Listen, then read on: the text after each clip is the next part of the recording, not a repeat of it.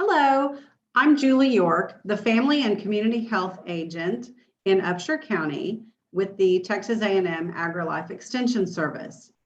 Today, I'm bringing you a short video, hopefully under 30 minutes, called Stress Less, Mind Matters.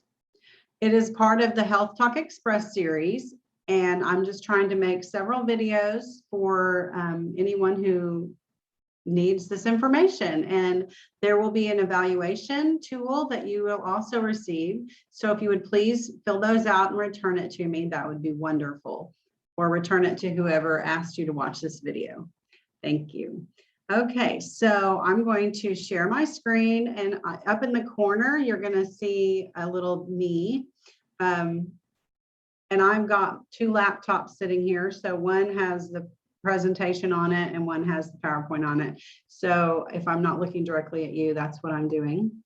And I will do my best to make it quick and painless. All right, so stress less, mind matters. Basically, we wanted to talk to you today about exploring how stress affects our mental and emotional health. And we don't have any group discussion or anything, so we're basically going to give you the nuts and bolts. And if you have any questions or want to share anything with me, I can give you my email address at the end. Okay. So there's a man in this picture. It may not be Philip Chan, but we're going to pretend like this is Philip Chan. And his quote says, "Stress almost killed me, then I changed my mind." Philip Chan's story is just one example of how stress is affecting Americans. It could possibly be you.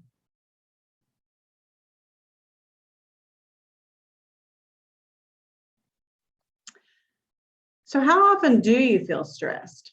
Often, seldom, sometimes. Do you ever not feel stressed? When do you not feel stressed is the question. But think about how often you feel stressed.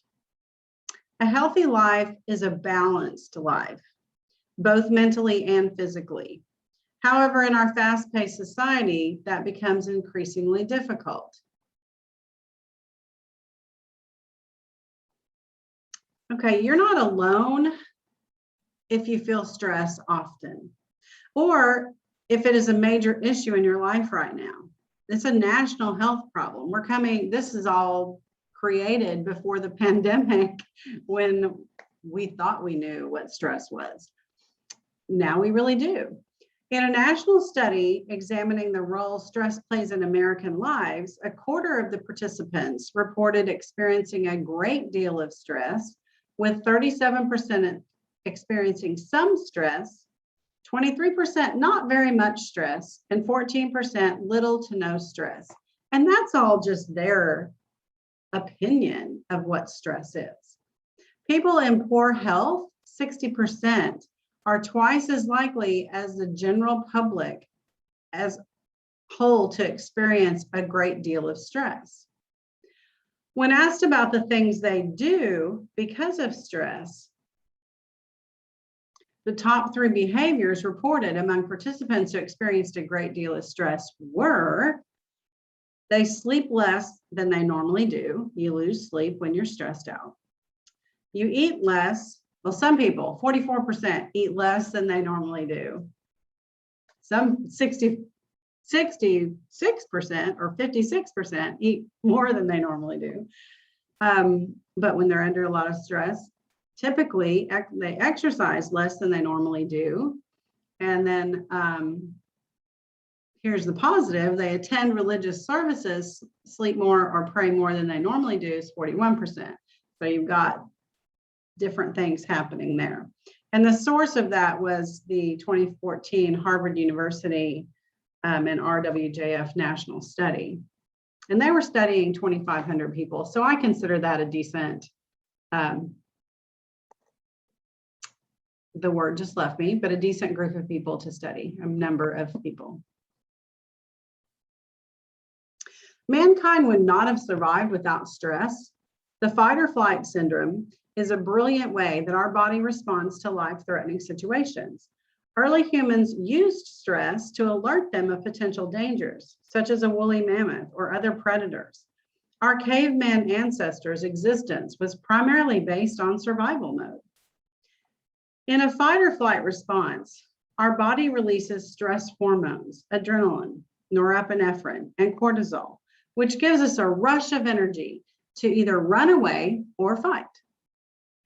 The heart pounding, heavy breathing, and surge of energy enables us to focus our attention on the situation to quickly respond.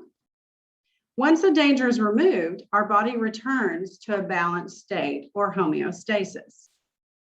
That's usually when I get a headache because it's going back to normal.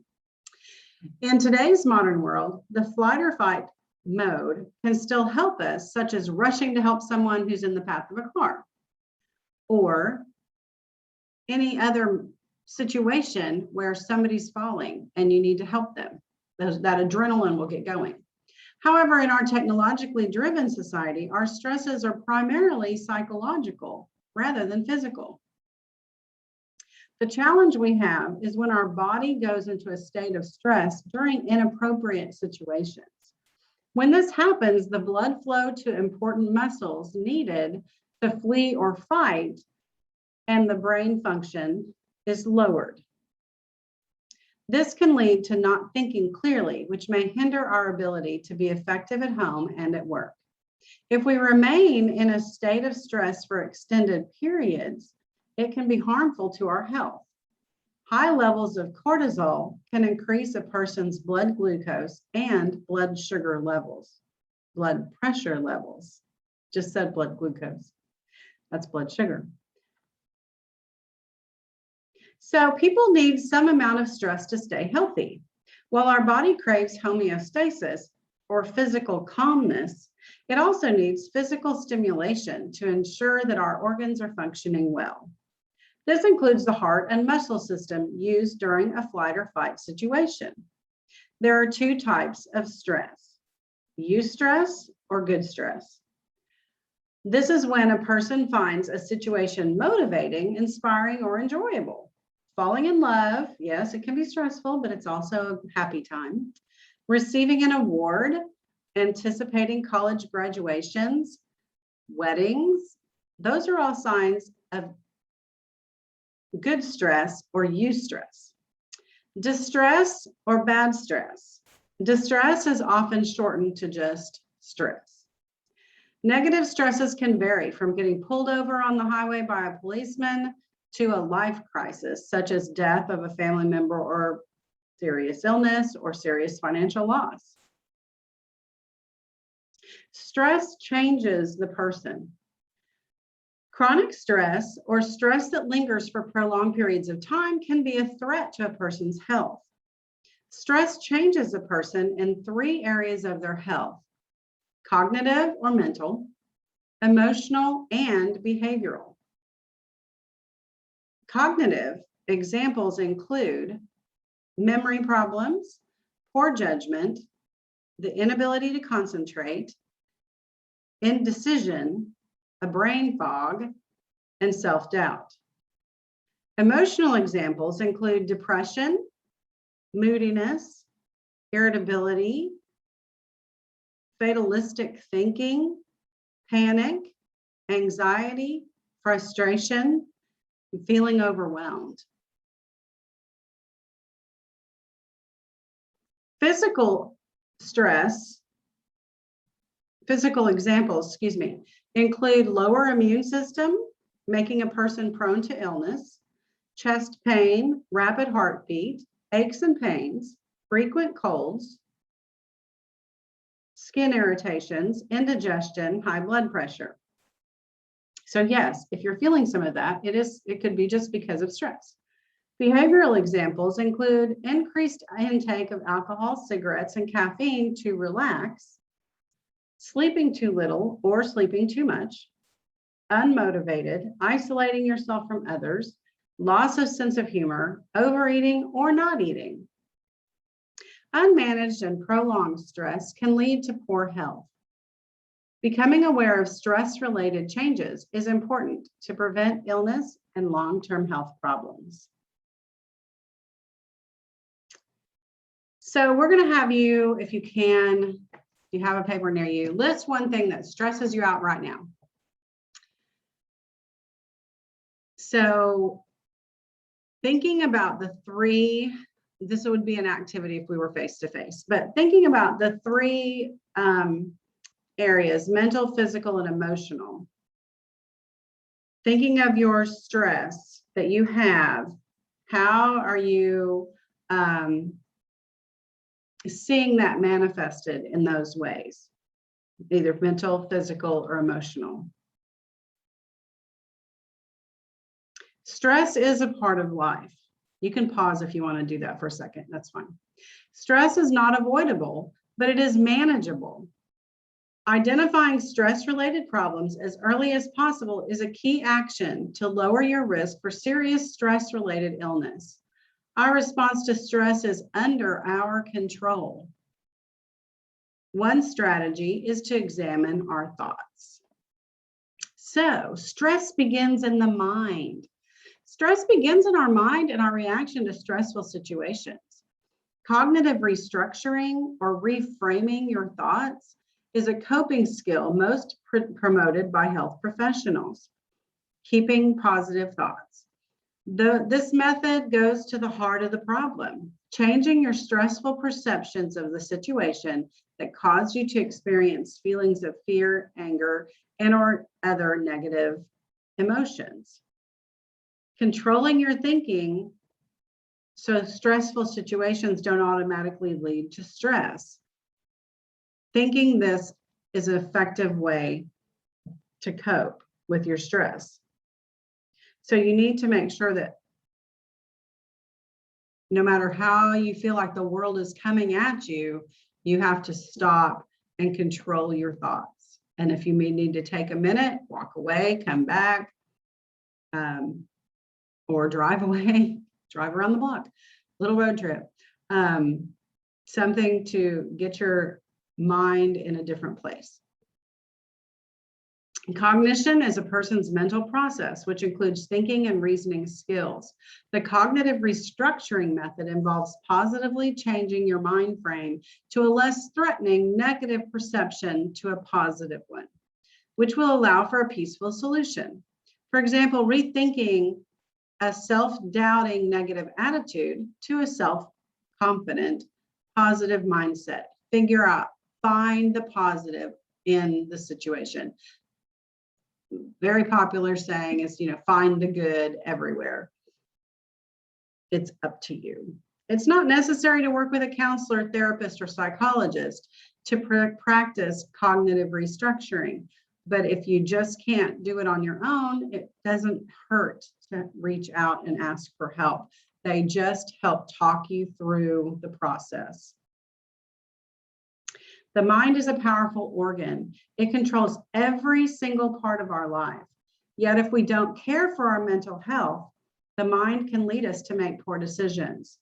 Stress is one area where we need to harness the power of the mind. All right, we're going to talk about rethink your thinking.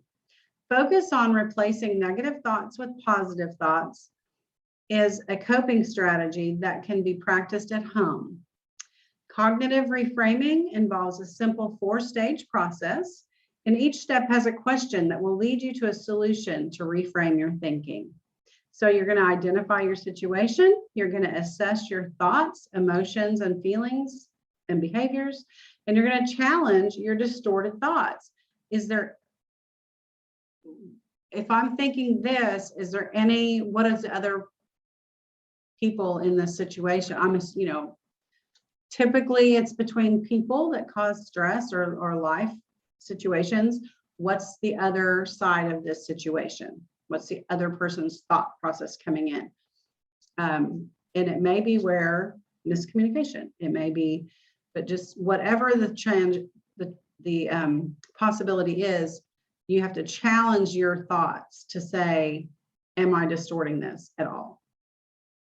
Develop a balanced alternative thought or alternate thought.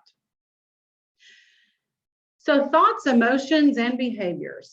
Thoughts, emotions, and feelings, emotions or feelings and behaviors all interact to cause a certain outcome. Thoughts can be distorted, self-doubting, and unhealthy. Examples of negative thoughts are, I can never get this right. This situation cannot be changed. I'm a failure. Those are bad thoughts. We don't want those. Now, what they can do is be your trampoline or your bouncing board to the positive, to build on the positive. Emotions or feelings include worry, frustration, anxiety, and fear.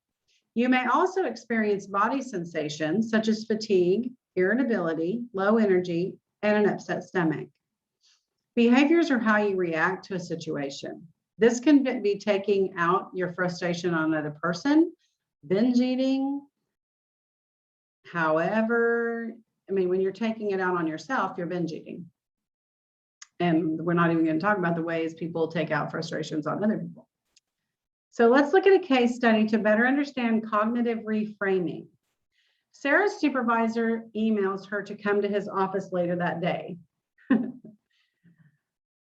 Just like being called to the office. She immediately feels threatened and her heart starts to race. Her palms feel clammy and cold. Sarah's immediate thoughts are, I know he doesn't like the quality of my work and it's my fault for not working longer hours.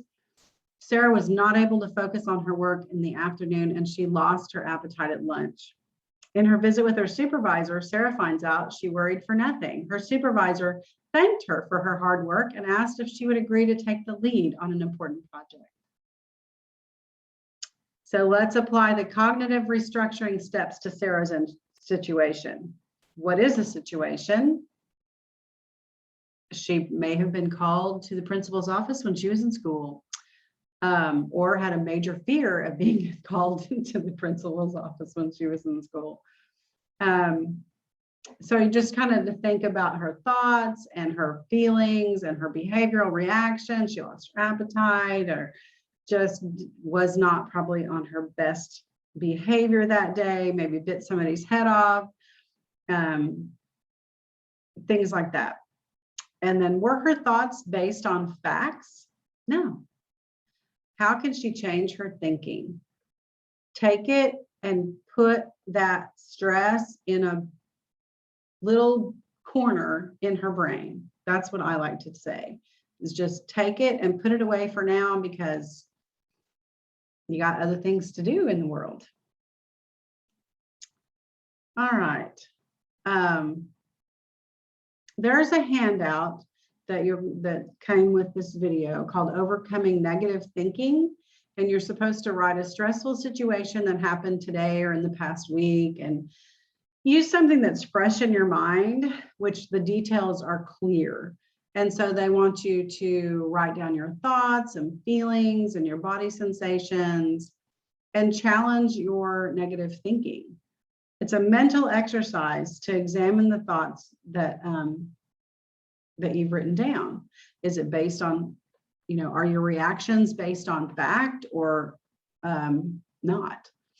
So then also at the end of it, on the paper, write a positive, balanced thought to reframe your thinking. Something just that will help you cope and get through. Cognitive restructuring takes practice, but in time you'll find that this coping strategy will help you adopt a more positive outlook on life. While we can't control many of life's situations, we have the power to overcome our thinking. And I love this phrase, if you care about something, you must learn to stress less about it.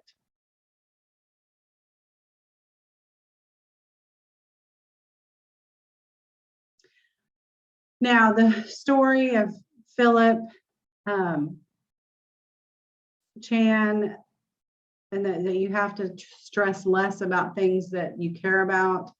That doesn't mean you don't care about them, but it became with his way of thinking and changing his mindset and his personal relationships back at the beginning of the presentation. In which ways can changing your thinking help you with things that you enjoy or your work or your relationships? So that's just kind of something to think about if you're taking notes or anything. Emphasize that nothing, I'm supposed to emphasize, nothing is so important that it should cause you to become overstressed and affect your health, especially work. Sometimes there's not enough money.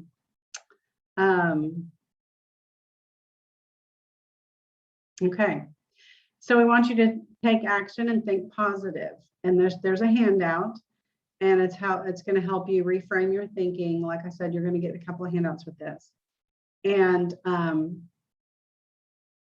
it's just so important for you to practice healthy thinking to reduce your stress. And when I mean practice, I mean actually mentally and physically write down ways to process what you're going through and go through the steps. How is this affecting me emotionally, physically? Is it affecting my thinking and my ability to do my work and live my life the way I need to be living it? And just you have to take care of you and your mind, because your mind, your brain controls your entire body. So you have to reframe your thinking, get the negative out and bring the positive in, and you can make it through any stressful situation. So that is pretty much this presentation. I want you to take action and use the handouts that you're given. Think positive. Like I said, you can have several people going through the same situation and see how they react. And it all is about how they're viewing the situation. It's all about how they react to the stressful situation. So again, my name's Julie York, and you can email me if you have any questions at julie.york@ag.tamu.edu. That's julie.york@ag for agriculture.tamu for Texas A&M University.edu for education. Thank you and have a good day. I'm going to stop sharing.